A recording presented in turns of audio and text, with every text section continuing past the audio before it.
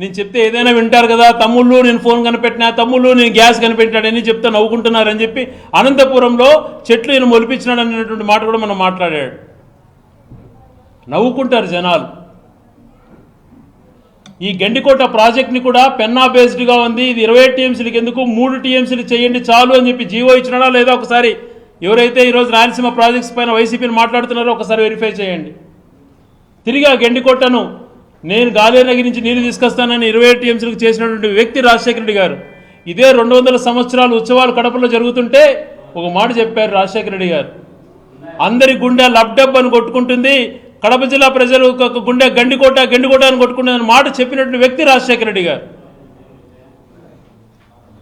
ఇవన్నీ చేస్తూ తన ఒక రూట్ ఏర్పాటు చేసి మంచిగా పోతిరెడ్డిపాడు అనేటువంటిది 80,000 క్యూసెక్లకు చేస్తే ఈ ప్రాంతాన్ని ఇంకా బాగా చేయాలనే మంచి ఉద్దేశంతో ఆయన కుమారుడు జగన్మోహన్ రెడ్డి గారు రాయలసీమ లిఫ్ట్ అనేది తీసుకొని ఏదైతే ఈ పోతిరెడ్డిపాడు అటువంటిది 840 అడుగులు చేరేంత వరకు కేవలం 2,000 క్యూసెక్లే వస్తుంది, ప్రాజెక్ట్ ఫుల్ రిజర్వాయర్ చేరేంత వరకు మనకు నీళ్లు రావని చెప్పి రాయలసీమ లిఫ్ట్ ఇరిగేషన్ అటువంటిది కింది 790 అడుగుల నుంచి మనం తీసుకోవచ్చు అని టేకప్ చేస్తే నీ యొక్క వ్యాపారాల కోసం తెలంగాణ ముఖ్యమంత్రికి తాకట్టు పెట్టి రద్దు చేయిస్తే ఈరోజు ఆ రాయలసీమ ప్రాజెక్టు వల్ల ఉపయోగం లేదని మాట్లాడిస్తావా? మీకేమన్నా బుద్ధి ఉందా? లేకపోతే ఈ ప్రాంతాలకు తడిగుడితో గొంతు కోసేటువంటి వ్యవహారం మీరంతా కూడా తీసుకున్నారా చెప్పాల్సినటువంటి బాధ్యత మీ పైన ఉంది. ఆ రాయలసీమ లిఫ్ట్ అన్నటువంటిది ఈరోజు భవిష్యత్ తరాలకు ఎంతో ఉపయోగపడేటువంటిది. తెలంగాణలో కింది వరకు డ్రా చేస్తే మనకు వచ్చేటువంటి పరిస్థితి ఉండదు కాబట్టి వాళ్ళతో సమాంతరంగా మనకు సకాలంలో పంటలు పెట్టుకోవచ్చు అన్నటువంటి మంచి ప్రాజెక్టును టేకప్ చేసి దాదాపుగా పూర్తి చేసినట్టు ఆ ప్రాజెక్టు గురించి తప్పుడుగా మాట్లాడతారా? ఎవరండి చేసింది? ఈరోజు ఆ రోజు పోతిరెడ్డిపాడు చేయడం వల్ల కదా గెండికోట ఈరోజు 27 టీఎంసీ నిలబెట్టిన జగన్మోహన్ రెడ్డి గారు కాదా? గెండికోటలో నిలబడినటువంటి వాటర్ని పైడిపాలెం ద్వారా చిత్రావతికి చేర్చేటువంటి పరిస్థితి ఆ ప్రాంతాన్ని అంత సస్యశ్యామలం చేసింది ఎవరండి? వెలిగల్లు ప్రాజెక్ట్ 1 సంవత్సరంలో కంప్లీట్ చేసినటువంటి మహానాయకుడు ఎవరండి? వీటన్నిటినీ కూడా మంచి ఉద్దేశంతో తీసుకెళ్ళి మంచిగా చేస్తే నువ్వు నిర్వీర్యం చేసి మేము 42,000 కోట్లు భవిష్యత్తులో ఖర్చు పెట్టబోతామని చెప్తున్నాడు ఆ ఫైనాన్స్ మినిస్టర్ పెద్ద ఆయన ఒక ఆయన. ఎందుకు ఆ మాట చెప్తున్నాడు అని అంటే ఈరోజు సెల్ఫ్ సస్టైనబిలిటీ సిటీ సెల్ఫ్ ఫైనాన్స్తో నిర్మిస్తున్నాం సిటీ అని చెప్పి 2 లక్షల కోట్లు అక్కడ అన్ని ప్రాంతాలపైన ఖర్చు పెట్టిస్తూ మళ్ళీ మభ్యపెట్టడానికి ఇప్పుడు ₹1 డబ్బు లేదు, ప్రభుత్వం ఖజానా ఖాళీ అని చెప్పేటువంటి వాళ్ళు 42,000 కోట్లు ఖర్చు పెడతారంట. ఏ ప్రాజెక్టుకి ఎంత ఖర్చు పెడతారో చెప్పమని చెప్పి సవాల్ చేస్తున్నాం. ఇదేగా ఈ ప్రాంతంలో కరువు శాశ్వతంగా నిర్మూలించడానికి హంద్రినీవాను మళ్ళీ కూడా కంప్లీట్ చేయడానికి నిధులు కేటాయించాడు జగన్మోహన్ రెడ్డి గారు. దాంతోపాటు గెండికోటలో ఉన్నటువంటి నీళ్లను హంద్రినీవా ద్వారా అనంతపురం జిల్లాకు పూర్తిగా సరిపోతాయి, ఈ ప్రాంతానికి కూడా సపరేట్గా ఉండాలా అన్ని ప్రాంతాలకు అని చెప్పి పులివెందుల రాయచోటి ఇట్లా మదనపల్లె ఏరియా కరువు ప్రాంతాల కోసం అని చెప్పి హెచ్ఎన్ఎస్ఎస్ నుంచి జిఎన్ఎస్ఎస్ నుంచి హెచ్ఎన్ఎస్కి లింక్ కూడా పెట్టాడు. ఆ ప్రాజెక్ట్ దాదాపుగా 60% కంప్లీట్ అయితే మూలను పడేశారు. ఇటువంటి టేకప్ చేయని వాళ్ళు 42,000 కోట్లు ఖర్చు పెడతారా? హంద్రినీవా కెనాల్ని 6,000 క్యూసెక్స్కి పట్టాలి, 3,000 క్యూసెక్లు తక్కువ వస్తుంది, 6,000 క్యూసెక్లకు చేయాలని చెప్పి ఎవరో ఆలోచన చేసి ఆ ప్రాజెక్టు నిర్మాణానికి శ్రీకారం చుట్టిన జగన్మోహన్ రెడ్డి గారు కాదా? ఈరోజు ఈ ప్రాంతంలో శ్రీ సిటీ రాయలసీమ ప్రాంతంలో వచ్చిన కియా ప్రాజెక్టు గొల్లపల్లి రిజర్వాయర్ ఉందని చెప్పి కియా ప్రాజెక్టు వచ్చింది. వీటికన్నిటికీ కారకులు తండ్రి కుమారులు. వాళ్ళు ఈ ప్రాంతానికి చేసినటువంటి మేలును మీరు చులకన చేసి మాట్లాడడం, మీరేమి చేయకపోయినా ఏదో చేయబోతున్నామని చెప్పి మాట్లాడుతున్నారు. ఒక రాయలసీమ ప్రాజెక్టులు ఎందుకు మీరు గతంలో అంత నిర్లక్ష్యం చేశారు, ఇప్పుడు ఈ 2 సంవత్సరాల్లో ఏం చేశారు అంటుండేది మీరు చెప్పాల్సిన బాధ్యత మీ పైన ఉంది.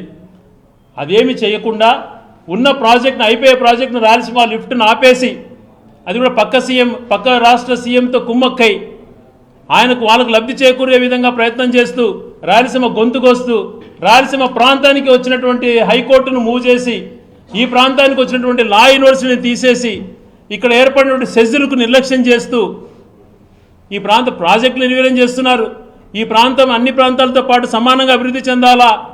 రాయలసీమకు ఒకప్పుడు రాజధాని ఉండేది, కర్నూలు అటువంటిది ఉండేది, కనీసం రాజధాని లేకపోయినా హైకోర్టు అన్నటువంటిది ఉంటే కన్నా ఈ ప్రాంతానికి కొద్ది గొప్ప న్యాయం చేసేట్టు ఉంటుంది అని చెప్పి అన్ని రకాల పర్మిషన్స్ కోసం ప్రయత్నం చేసి అలైడ్ కోర్స్ కూడా ఏర్పాటు చేసి కర్నూలులో మంచి చేయాలని ప్రయత్నం చేస్తే నిర్దాక్షిణ్యంగా ఓవర్ నైట్ హైకోర్టు తరలిస్తే కూడా మాట్లాడలేకున్నారు అని అంటే మీరు ఈ ప్రాంతాన్ని గొంతుకొస్తున్నట్టు కాదా?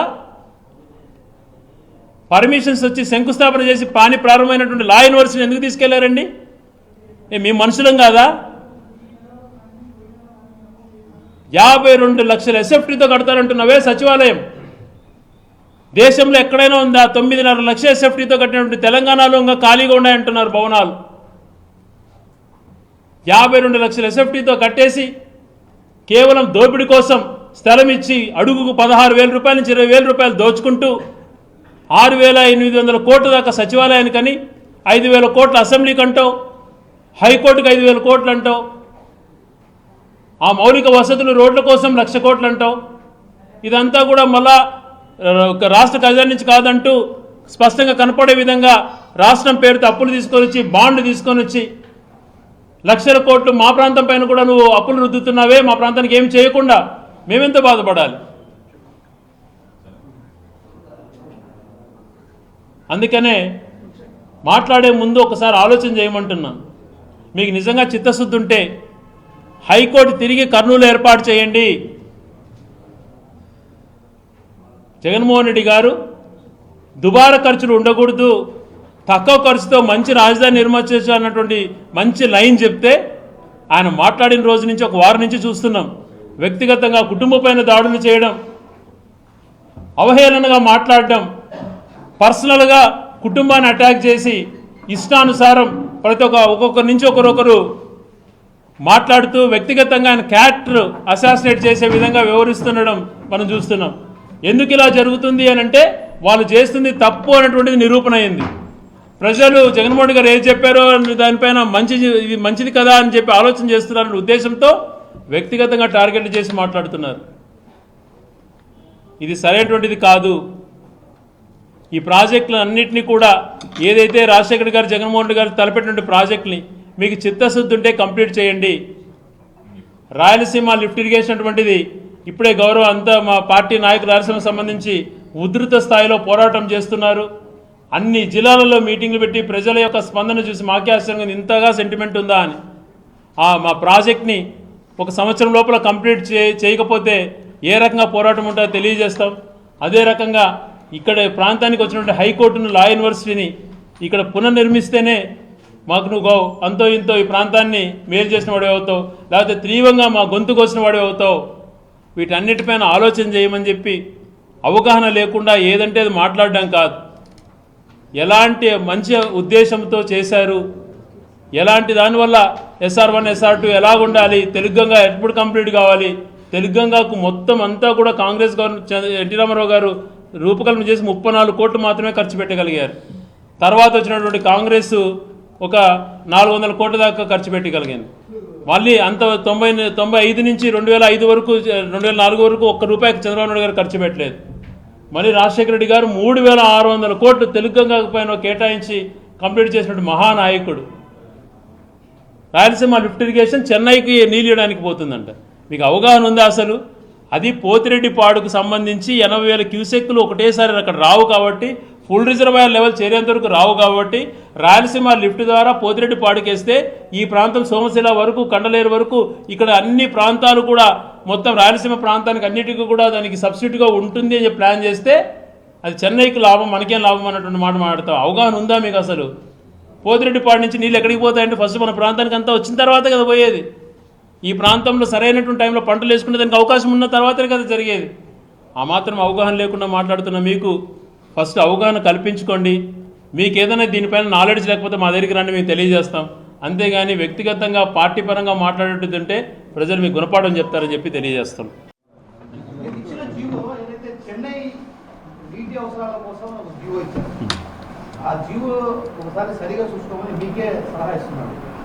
ఒక్కటండి, ఆ రోజు 2004లో హంద్రీనివా గాలేరు నగరి చేస్తుంటే వీళ్ళే అడ్డుకున్నారు.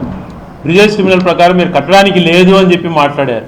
ఆ రోజు ఈ ప్రాంత ఇంట్రెస్ట్ల కోసం ఆ యొక్క పరిస్థితిని అనుగుణంగా రాజశేఖర రెడ్డి గారు టేకప్ చేశారు కాబట్టి ఈరోజు ఆ ప్రాజెక్టులు మనకు ఫలాలు కనిపిస్తున్నాయి.